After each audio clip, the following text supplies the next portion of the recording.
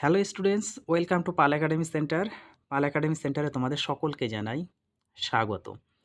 আজকে আমি তোমাদের কাছে নিয়ে এসেছি দশম শ্রেণী গণিত কোষে দেখি 23.1। কোষে দেখি 23.1 এই অধ্যায়টি কিন্তু তোমাদের অ্যাকচুয়ালি হচ্ছে ত্রিকোণমিতির দ্বিতীয় যে অধ্যায়টি রয়েছে, দ্বিতীয় অধ্যায় কিন্তু। ওকে, তো আজকে তোমাদের এই দ্বিতীয় অধ্যায়ের দুদাগের যে কোশ্চেনটি তোমরা দেখতে পাচ্ছ, এই কোশ্চেনটি নিয়ে বা এই অঙ্কটি নিয়ে আজকের এই ক্লাসটিতে একটু তোমাদের সাথে আমি আলোচনা করব। দেখো, তাহলে আমরা সর্বপ্রথম দুদাগের যে কোশ্চেনটি রয়েছে, কোশ্চেনটি একটু আগে পড়ে নিই, তারপর এক এক করে আমরা প্রত্যেকটি বিষয় সলভ করব। ক্লিয়ার? দেখো, কোশ্চেনে কী বলেছে? বলেছে সোমা একটি সমকোণী ত্রিভুজ এ বি সি এঁকেছে, যার কোণ A B C equal to 90 degree. এই যে কোণ A B C equal to 90 degree, এই কথার অর্থ কিন্তু আমরা এখানে বুঝবো হচ্ছে কোণ বি, তার মানে মিডিলে যে থাকে সেটা কিন্তু কোণ হয়, এ আর বি কিন্তু না। মিডিলে যে আছে সেটা হচ্ছে কোণ আমরা ধরো, তার মানে হচ্ছে বি কোণের মান হচ্ছে 90 ডিগ্রি। ওকে, এবার A B equal to 24 centimetre এবং B C equal to 7 centimetre. হিসাব করি যে সাইনে, কসে, ট্যানে ও কসেক এর মান আমাদের নির্ণয় করতে হবে। ওকে, সর্বপ্রথম আগে আমাদের একটু চিত্রে বুঝতে হবে। এবার একটু চিত্রের দিকে আসো, যদিও আমি একটু এখানে আঁকিয়ে রেখেছি। দেখো, যেহেতু সময় একটি সমকোণী ত্রিভুজ এ বি সি এঁকেছে, তো এখানে সমকোণী ত্রিভুজ এ বি সি এটা আমি একটু এঁকে রেখেছি, এবং এই ত্রিভুজের যেহেতু মিডিলে আমাদের বি রয়েছে, সেই বি কোণের মান হচ্ছে 90 ডিগ্রি, তার মানে আমাদের এই বি কোণের মান 90 ডিগ্রি, এটা আমি একটু আঁকিয়ে রেখেছি। ক্লিয়ার? তারপরে দেওয়া আছে যে এ বি ইকুয়াল টু 24, তার মানে এ বি এই বাহুটা হচ্ছে আমাদের 24 সেন্টিমিটার, এবং বিসি, বিসি মানে হচ্ছে আমাদের এই বাহুটা হচ্ছে 7 সেন্টিমিটার। তখন আমাদের হিসাব করতে বলছে এই মানগুলা কি হবে আমাদের বের করতে বলেছে, তাই না? দেখো, একটা সমকোণী ত্রিভুজের আমরা কি জানি? তোমরা ক্লাস 9-এ করেছো না? পিথাগোরাসের উপপাদ্য অনুযায়ী যে অতিভুজের স্কোয়ার ইকুয়াল টু লম্ব স্কোয়ার প্লাস ভূমি স্কোয়ার, কিংবা ভূমি স্কোয়ার প্লাস লম্ব স্কোয়ার। কথাটার অর্থ কিন্তু একই। তার মানে এই যে ত্রিভুজ, এই ত্রিভুজের অতিভুজ কোনটা? কারণ সমকোণী ত্রিভুজের সমকোণ সংলগ্ন, এই যে সমকোণী ত্রিভুজ, এই সমকোণী ত্রিভুজের সমকোণ সংলগ্ন বাহু দুটোর অপোজিটে যে বাহুটি থাকবে, এই বাহু দুটোর অপোজিটে যে বাহুটি থাকবে সেইটা হচ্ছে আমাদের অতিভুজ। তার মানে এটা হচ্ছে অতিভুজ। এখন এইটা লম্ব না এটা লম্ব, না এটা ভূমি না এটা ভূমি, সেটা ডিপেন্ড করবে এখানে যে কোণ, যে কোণের সাপেক্ষে করব সেই কোণের উপর ডিপেন্ড করে এটা করা হবে। ওকে, সর্বপ্রথম আগে আমরা এখান থেকে এই যে অতিভুজ, অতিভুজের দৈর্ঘ্যটা আগে একটু বের করে নিই, তারপরে আমরা কোন সাপেক্ষে সেটা ক্যালকুলেশন করব। দেখো, আমরা একটু লিখে নিই যে সমকোণী ত্রিভুজের, সমকোণী, তাই না, সমকোণী ত্রিভুজের, ত্রিভুজের কি দেওয়া আছে? এ বি ইকুয়াল টু কত সেন্টিমিটার? 24 সেন্টিমিটার, এবং আমাদের আরেকটা দেওয়া আছে BC, BC equal to 7 centimetre. এটা আমরা লিখে নিলাম। ওকে, আমাদের বের করতে হবে যে এসি ইকুয়াল টু কত, এটা আমাদের বের করতে হবে। এইবার আমরা জানি, কি জানি মনে পড়ে? যে পিথাগোরাসের উপপাদ্য অনুযায়ী, পিথাগোরাসের পিথাগোরাসের উপপাদ্য অনুযায়ী, তাই না, উপপাদ্য অনুযায়ী আমরা লিখতে পারি কি কি বলতো? উপপাদ্য অনুযায়ী আমরা কি লিখতে পারি? একটু সরাসরি লিখব। অতিভুজ হচ্ছে আমাদের এটা এসি, এসি স্কোয়ার মানে অতিভুজ স্কোয়ার ইকুয়াল টু লম্ব, আমরা এই ক্ষেত্রে লম্ব এটা ধরি আর ভূমি এটা ধরি। ওকে, লম্ব মানে হচ্ছে আমাদের এ বি স্কোয়ার প্লাস ভূমি মানে হচ্ছে আমাদের বিসি স্কোয়ার। ক্লিয়ার? এটা হচ্ছে পিথাগোরাসের উপপাদ্যের অনুযায়ী। এখন এখান থেকে আমরা এসিটা বের করব, ক্যালকুলেশন করে এসি বের করব, যেহেতু আমাদের এসি দরকার। তার মানে এসি স্কোয়ার ইকুয়াল টু এ বির মান দেওয়া আছে 24, বসিয়ে দাও, তার স্কোয়ার, প্লাস বিসি কত আছে 7, তার স্কোয়ার। ওকে, বোঝা গেল? পরের লাইনে এসি স্কোয়ার ইকুয়াল টু 24-এর স্কোয়ার করলে কত হয়? তাহলে 24 আর 24 আমাদের একটু এখানেও মাল্টিপল করে দেখতে হবে কত হচ্ছে, 4 4 16, 6 হাতে আমার 1, 4 দুগুণা 8 আর 1 9, ইন্টু 4 দুগুণা 8, ওকে, 2 দুগুণা 4। তাহলে এটা যদি আমরা একটু প্লাস করি 6, তাহলে এখানে 17 7 হাতে আমার 1, 576।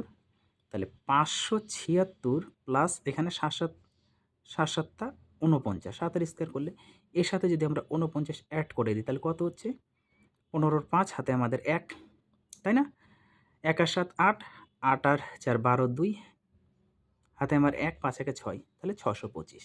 তার মানে এসি স্কোয়ার ইকুয়াল টু কত হচ্ছে, 625, তাই না।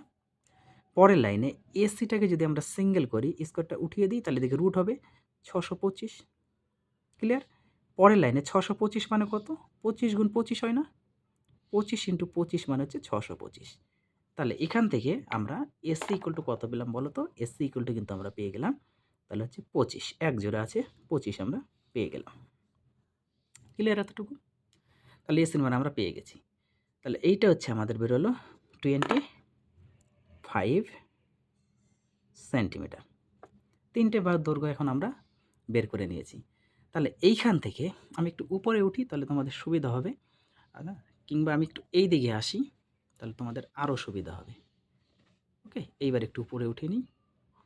দেখো আমাদের কী কী বের করতে, আচ্ছা একটু ক্লিয়ার না হলে বুঝতে পারবে না, একটু উপরে উঠি তাহলে ভালো হবে তোমাদের। হ্যাঁ, দেখো আমাদের সাইন এ, কস এ, তারপর ট্যান এ, কসেকের মান বের করতে বলেছে, তাই না। ওকে, চলো তাহলে আমরা কি জানি বলো তো, প্রথমে সাইন এ, তাই না, সাইন এ বলতে আমাদের কিন্তু এইটা, এই কোণের সাপেক্ষে, এটা মনে করো থিটা ধরলাম, এই কোণের সাপেক্ষে বলেছে। আমাদের তো অতিভুজ চেঞ্জ হওয়ার কোনো কথা নেই, কারণ সমকোণী ত্রিভুজের সমকোণ সংলগ্ন দুটো বাহুর অপোজিটে যেটা সেটা হচ্ছে অতিভুজ, এটা হচ্ছে আমাদের অতিভুজ, এটা চেঞ্জ হবে না। ওকে, এটা হচ্ছে অতিভুজ। এখন এই কোণের সাপেক্ষে যেহেতু আমাদের এখন দেখতে হবে এটা লম্ব না এটা ভূমি, সেটা আমাদের দেখতে হবে। ওকে, কিংবা এটা লম্ব না এটা ভূমি, সেটা আমাদের দেখতে হবে, যেহেতু এই কোণের সাপেক্ষে। এর আগে তোমাদের আমি কিন্তু একটি ক্লাস আপলোড করেছি বেসিক নিয়ে, সেখানে আলোচনা করেছি যে অতিভুজের সাথে যে সরল রেখাটি বা যা রেখা অংশটি স্পর্শ করে কোণ উৎপন্ন করবে এখানে, ওকে, অতিভুজের সাথে যে রেখাটি কোণ উৎপন্ন করবে সেই রেখাটাই হচ্ছে এখানকার তোমাদের ভূমি। তাহলে এইটা হচ্ছে আমরা এই কোণের সাপেক্ষে, এটা হচ্ছে আমাদের ভূমি হবে, আর এটা হচ্ছে আমাদের লম্ব হবে, ক্লিয়ার। এতটুকু যদি কনসেপ্ট তোমরা একটু বের করে নিতে পারো তাহলে তোমাদের অঙ্কগুলি হয়ে যাবে। তাহলে আমরা কি কি জানি, লম্ব জানি, ভূমি জানি, অতিভুজ জানি। কোনটা কোন, এই এর সাপেক্ষে, প্রত্যেকটা আমাদের এর সাপেক্ষেই কিন্তু বলেছে, সিবির সাপেক্ষে বলেনি। তাহলে একদম সিম্পল হয়ে গেল, আর আমাদের কোনো ঝামেলা নেই। সরাসরি এবার আমরা চলে আসব সাইন এ। সাইন থিটা, এ মানে হচ্ছে থিটা আমরা ধরবো। তাহলে সাইন এ মানে কি জানি আমরা, লম্ব বাই অতিভুজ, তাই না, লম্ব বাই অতিভুজ। তাহলে হচ্ছে লম্ব বাই অতিভুজ, লম্ব বাই অতিভুজ। এখন সাইন এ ইকুয়াল টু, লম্ব মানে কত বলো তো, লম্ব মানে হচ্ছে 7, বসিয়ে দিলাম, আর অতি মানে হচ্ছে আমাদের 25, তাহলে সাইন এর মান হচ্ছে আমাদের 7/25, ক্লিয়ার। এটা হচ্ছে সাইন এ। তারপরটা আমাদের কি বলেছে, কস এ, দেখো বলেছে কস এ ইকুয়াল টু, তার মানে কি কস থিটা ইকুয়াল টু আমরা কি জানি, ভূমি বাই অতিভুজ। তাহলে আমরা লিখে নিই ভূমি বাই অতিভুজ, ক্লিয়ার। এখন কস এ ইকুয়াল টু, ভূমি মানে হচ্ছে আমাদের 24, আর অতিভুজ মানে হচ্ছে আমাদের 25, তাহলে 24/25 হচ্ছে আমাদের অ্যান্সার বেরিয়ে গেল, ক্লিয়ার। পরে আমাদের কি বলেছে বলো তো, বলছে ট্যান এ, তার মানে কি, ট্যান এ মানে ট্যান থিটা মানে কি, লম্ব বাই ভূমি, ক্লিয়ার। এই জিনিসগুলো একটু তোমাদের মনে রাখতে হবে। তাহলে লম্ব বলতে হচ্ছে আমাদের 7, আর ভূমি বলতে আমাদের কত, এই যে হচ্ছে ভূমি 24, ক্লিয়ার। এবার আরেকটা বলেছে কি আমাদের, কসেক বলেছে না, COSEC, কসেক ইকুয়াল টু কত, মনে পড়ে যে সাইনের উল্টা হচ্ছে কসেক, সাইনের উল্টা হচ্ছে কসেক। তাহলে সাইন যদি লম্ব বাই অতি হয় তাহলে কসেক হবে কি অতি বাই লম্ব। তাহলে অতি বাই মানে অতিভুজ বাই লম্ব। ক্লিয়ার? মানটা এখন একটু বসিয়ে দাও, তাহলে তোমাদের অ্যান্সার বেরিয়ে যায়। অতি মানে কত? অতি মানে 25 আর লম্ব মানে 7। তাহলে এই হচ্ছে কিন্তু তোমাদের সাইন এর মান। ওকে, তারপরে এইটা হচ্ছে তোমাদের কস এর মান, এইটা হচ্ছে তোমাদের ট্যান এর মান, আর এটা হচ্ছে তোমাদের কসেক এর মান।